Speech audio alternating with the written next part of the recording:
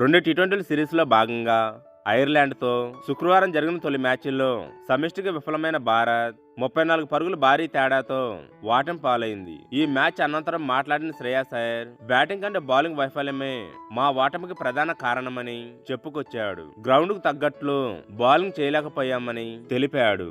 వీడియోను చూసే ముందు చిన్న రిక్వెస్ట్ అండి, వీడియోను లైక్ చేసి మీ సపోర్ట్ ని తెలియజేయండి. మొదటిసారి మన ఛానల్ చూస్తున్నట్లయితే సబ్స్క్రైబ్ చేసుకుని పక్కనే ఉన్న బెల్ ఐకాన్ని ఆన్ చేసుకోండి. ఆరంభంలో మా బౌలర్లు చాలా బాగా బౌలింగ్ చేశారు. వారికి పిచ్చు నుంచి స్వింగ్ లభించింది. 2 వికెట్లు కూడా తీశారు. దాంతో మాకు అద్భుతమైన ఆరంభం దక్కింది. కానీ మిడిల్ ఓవర్లలో మా ప్రణాళికలను సరిగ్గా అమలు చేయలేకపోయాం. ఈ గ్రౌండ్ బౌండరీలు చాలా చిన్నవని తెలిసినప్పటికీ స్ట్రైట్ షాట్లు ఆడేలా బంతులు వేశాం. డెత్ ఓవర్లలో మా బౌలర్లు తిరిగి పుంజుకున్నారు. మాకు లభించిన ఆరంభాన్ని బట్టి చూస్తే ఐర్లాండ్ ను 140 పరుగులకు కట్టడి చేసి ఉంటే చేయడానికి సులువయ్యేది.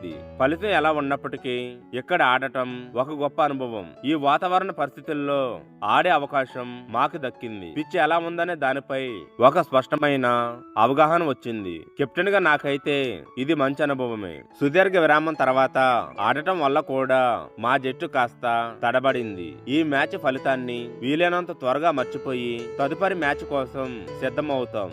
అయితే ఈ ఓటమి నుంచి మేము నేర్చుకోవాల్సింది చాలా ఉంది. తదుపరి మ్యాచ్ లో సరికొత్త ఉత్సాహం, రెట్టింపు బలంతో బరిలోకి దిగుతాం. హర్షిత్ రాణా, శివం దూబే అద్భుతంగా బౌలింగ్ చేశారు. పిచ్ నుంచి వారికి సహకారం లభించింది. శివం విషయానికి వస్తే అతను గతంలోనూ చాలా కీలకమైన ఓవర్లు వేశాడు. అందువల్ల నేను అతన్ని ఎల్లప్పుడూ సపోర్ట్ చేస్తాను. నేను దేశవాళీ క్రికెట్ లోనూ అతనితో కలిసి ఆడాను కాబట్టి అతని బలాలు బలహీనతలు నాకు బాగా తెలుసు.